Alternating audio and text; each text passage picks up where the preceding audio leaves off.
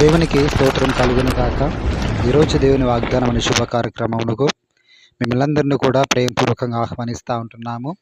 నేటి లేఖన భాగము కీర్తన గ్రంథము 89వ అధ్యాయము 28వ వచనము. నా కృప నిత్యము అతనికి తోడుగా నుండజేసదను, నా నిబంధన అతనికి స్థిరముగా నుండును. దేవునికి స్తోత్రం కలుగును గాక. ప్రియదయ జన్మ అనేకమైన దినముల తర్వాత మరోసారి ఈ రకంగా మాట్లాడుతూ తెరిచిన గొప్ప కృపను బట్టి ప్రభుకి స్తుతియు మహిమ ఘనత ప్రభావం కలుగును గాక. అలాగే మొదటి విజ్ఞాపన మా కొరకు మా పరిసరకు ప్రార్థన చేయండి.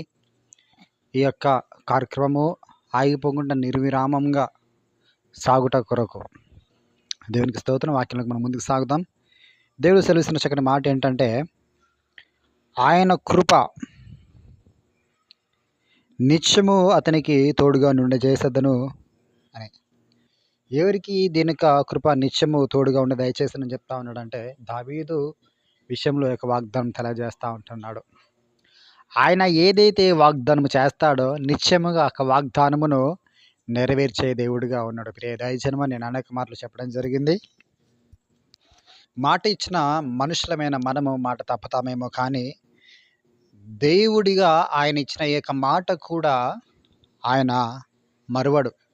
నిత్యము తన ప్రజల కొరకు ఏదైతే నిబంధన చేస్తాడో, ఏదైతే వాగ్దానం తాను చేస్తాడో అది జ్ఞాపకము చేసుకుని కార్యం జరిగించే దేవుని మనం కలిగి ఉన్నాం. ప్రియ దైవజనమా, దావీదుతో కూడా వాగ్దానం చేస్తాను. ఆయన యొక్క కృప నిత్యము అతనికి తోడు దయచేసేద్దనని, ఆ నిబంధన అతనికి స్థిరముగా ఉండునని. ఆయన కృప నిత్యము ఉందండి. దావీదు వంశములో నుంచల్లే మరి యేసుక్రీస్తు ప్రభు వారి జననము జరిగింది. ఇదంతా కూడా మనకందరికీ తెలుసు. దాన్ని ఎక్కువ నేను వివరించాను. నేను ఆయన చేశాడు వాగ్దానము. చాలామంది అనుకుంటారు, వారు దావీదు గారు చనిపోయారు కదా, తన సంతానం నిలబడ్డారు కదా అని చెప్పి అనుకుంటాం. కానీ తన వంశంలో నుంచి వెళ్ళి వచ్చేటువంటి క్రీస్తు పరిపాలన నిత్యము పరిపాలించేటువంటి పరిపాలన అది. దానికి అంతము అనేది లేదు. క్రీస్తు ఇక శాశ్వత కాలం వరకు పరిపాలన చేసే దేవుడిగా ఉన్నాడు. ఆదియు అంతమును తానే. తద్వారా తాను ఆయనకి ఇచ్చినట్టు వాగ్దానము ఫుల్ ఫ్లెడ్జ్గా జరుగుతూ ఉందన్నాడు. దేవునికి స్తోత్రం కలుగును గాక. నీ వ్యక్తిగత జీవితంలో కూడా ప్రభు నీకు ఏదైతే వాగ్దానం చేసి ఉన్నాడో, సేవకుల ద్వారా కావచ్చు, వాక్యము ద్వారా కావచ్చు, ఆయా లేఖన భాగంలో సేవకుల ద్వారా వింటున్నప్పుడు, వాక్యము మందిరంలో జరుగుతున్నప్పుడు, లేదా ఆయా మీటింగ్స్లో వెళ్ళినప్పుడు, ఏదో సందర్భానుసారంగా ప్రభు నీతో ఏదైతే ఈ వాగ్దానము నాకే అన్నట్టుగా నీకు మాట్లాడినట్టు అనిపించిందో, ఆ వాగ్దానము కూడా నిశ్చయముగా నీ జీవితంలో ఖచ్చితంగా నెరవేరుస్తాడు. ఆయనకు స్తోత్రం కలుగును గాక. ఆయన మాట ఇచ్చి నెరవేర్చే దేవుడిగా ఉన్నాడు. ఆయన నరుడు కాదు అబద్ధమాడుటకు. ఆయన మానవుని సృష్టించినటువంటి సృష్టికర్త అయి ఉన్నాడు. సృష్టికర్త మన ఎప్పుడు కూడా మభ్యపెట్టడు. ఆయన సమయానుకూలమైనటువంటి పయనంలో నిన్ను పయనింపజేస్తాడు. ఏ సమయంలో నీకు ఏది కావాలో ఆ సమయంలో అది నీకు స్థిరపరిచి ప్రభు నామను ఘనపరుచుకుంటాడు. ఆయన ఎంత గొప్ప జ్ఞానియో నీకు తెలియజేస్తాడు. ఇది ఈ టైంలో జరిగితేనే కరెక్ట్ అనిపిస్తుంది మనకి. కొన్ని సందర్భాల్లో ఇది ఎందుకు ఇట్లా జరిగిందని మనం ఉండేటువంటి పరిస్థితి బట్టి అనుకుంటాం, ప్రస్తుత పరిస్థితి బట్టి అనుకుంటాం. కానీ భవిష్యత్తులో ఇది జరగడానికి అట్లా జరిగింది. దీనికి ఉదాహరణలు చెప్పుకోవాలంటే చాలా ఉన్నాయి.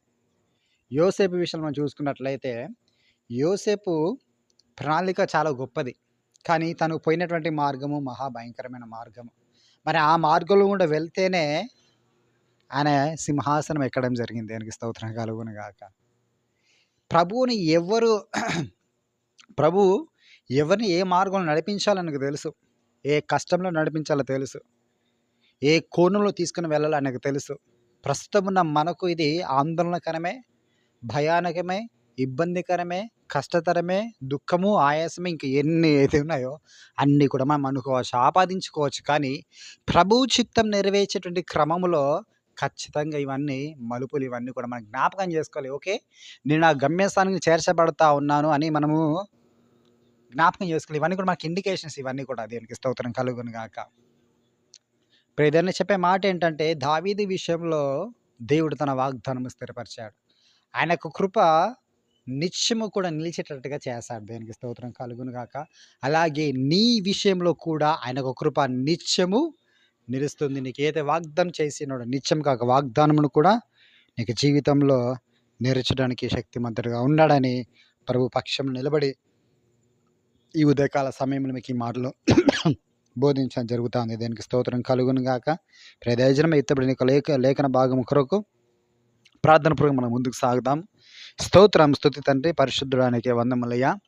అయ్యా ఇక ఉదయకాల సమయంలో మాతో సూటిగా స్పష్టంగా మాట్లాడారు ప్రభు. దావీదు పక్షపురం నిలబడి నాతని ఏదో నువ్వు కార్యం జరిగించి ఉన్నావో మాట నెరవేర్చి తని మా జీవితంలో కూడా తనకి అనేకమైన వాగ్దానం చేశా ప్రభా. ప్రతి వాగ్దానం కూడా నా తని అనేకములు నెరవేర్చబడ్డాయి ప్రభా. ఇంకా నాకు జీవితంలో ఒక వాగ్దానం కొదువైంది ప్రభా.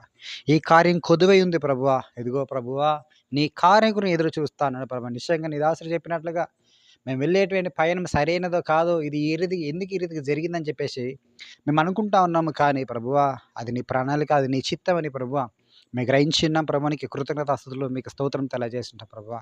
ఏ బిడ్డల ప్రభా ఈ రకంగా ప్రార్థన చేస్తా ఉన్నారు ప్రభా. ప్రతి ప్రార్థన మీరు ఆలకించండి.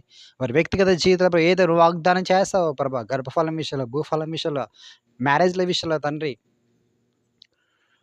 ఇంటి స్థలాల విషయంలో, బిడ్డలకి జీవితాలు, ఉద్యోగాల విషయంలో ప్రభా వారు ఏ వ్యక్తిగతంగా ఏ స్థితిలో తండ్రి వారు వాగ్దానం తీసుకున్నారా ప్రభా. ప్రతి వాగ్దాన ప్రభా జీవితాల్లో నిశ్చయంగా నెరవేర్చబడును గాక అని ప్రార్థిస్తుంటుంది. గడిచిన కాల ప్రభా ఎంతమంది తండ్రి డెంగ్యూతోటి, మలేరియాతో, తండ్రి టైఫాయిడ్ చేత బాధపడుతున్న అనేక ప్రాణాలు విడిచారు. కానీ ప్రభువా నీ లెక్కలో ప్రభావం మేము ముల్లించుకొని తండ్రి భయంకరమైన జ్వరాలు మాకు కలిసి వచ్చినప్పుడు కూడా అతన్ని మమ్మల్ని విడిపించి మమ్మల్ని బాగు చేసి స్వస్థపరిచి నిలబెట్టావు ప్రభునికి వందమలే. అదే రీతికి నా తండ్రి మాకు వ్యక్తిగత జీవితాలు అతన్ని ఏది మాకు ఇంకా అక్కడిగా ఉందో అవసరం ఉందో నా ప్రతి దాని విషయంలో కూడా నా తండ్రి నీ కృపతో జ్ఞాపకము చేసుకుని వాటన్నిటిలోంచి విడిపించి గొప్ప చేసి ప్రభు నీ నామమునకు మహిమ తెచ్చుకునవలసిందిగా ప్రార్థిస్తుంటూ ప్రభు వందమలై. ఉద్యోగం ఎదురు చూస్తున్న వారికి మంచి ఉద్యోగాలు దయచండి. వివాహ సంబంధాలకు ఎదురుచిన వారి మంచి సంబంధాలు అనుగ్రహించండి. గర్భాలకు ఎదురుసిన వారి మంచి గర్భం తరవలసిందిగా ప్రార్థిస్తున్నాం తండ్రి. గర్భింతున్న తన సుఖ ప్రసవం అందించండి. ఉద్యోగుల కోసం ఎదుర్చిన వారు మంచి ఉద్యోగాలు దయచేవలసిందిగా ప్రార్థన చేసి ఒక నూతనమైన ఉద్యోగం నా తండ్రి నువ్వు తెరవబోతున్నదికి వందనం తెలియజేస్తున్నాం తండ్రి. పరిశుద్ధాత్మ దేవునికి కృతజ్ఞత అస్తులు స్తోత్రం తెలియజేస్తున్నాం. అనేకమైన జాబ్స్ నువ్వు తెరవబోతున్నందుకు నీకు కృతజ్ఞత అస్తులు స్తోత్రం తెలియజేస్తుంటుంది. నీకు వాగ్దానం వింటనే ప్రియ బిడ్డలారా, దేవుని జనాంగమా, ఇక ప్రభు ద్వారములు తెరవబోతున్న ఉద్యోగముల విషయమై ఉద్యోగముల విషయం దేవుడు ద్వారము తెరవబోతుండగా ప్రభుని స్తుతిస్తాం తండ్రి. నీకు స్తోత్రం స్తోత్రం స్తోత్రం స్తోత్రం స్తోత్రం తండ్రి. పరిశుద్ధాత్మ దేవునికి వందనం తెలియజేసి అనేకులకు నా తండ్రి నమ్మిన ప్రజలకు నువ్వు ఇచ్చిన వాగ్దానం చెప్పుతున్న ఉద్యోగములు ఇవ్వబోతున్నందుకే తండ్రి నీకు కృతజ్ఞత అస్తులు మీకు స్తోత్రం తెలియజేస్తా ప్రభా.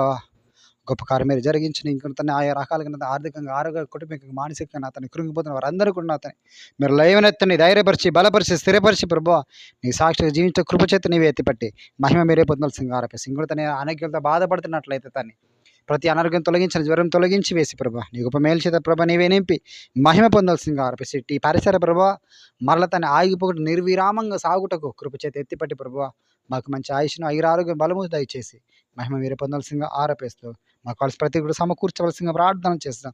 రాబోతున్నటువంటి వారాల ప్రభ తండ్రి మాకు మందిరం ప్రభ తండ్రి ఉపవాస ప్రార్థనలు జరగబోచుండగా నా తండ్రి 3 దినాల ప్రభు మంచి వాతావరణం మాకు అందించండి తండ్రి. బలమైన కార్యమే జరిగించి మహిమ పొందాల్సిందిగా ఆర్పిస్తూ యేసుక్రీస్తు వారి పేరిట అడిగి వేడుకొంటున్నాము పరమ తండ్రి. Amen amen amen. God bless you. దీని మీరందరూ కూడా దారులుగా దీవించి ఆశీర్వదించను గాక. మా కొరకు, మా కుటుంబం కొరకు, ఈ పరిచయ కొరకు ప్రార్థించండి. ప్రార్థన చేసిన మీకు అందరూ కూడా ప్రత్యేక వందనాలు తెలియజేస్తూ ఈ మాటలు ముగిస్తా ఉన్నాను. ఆమెన్. గాడ్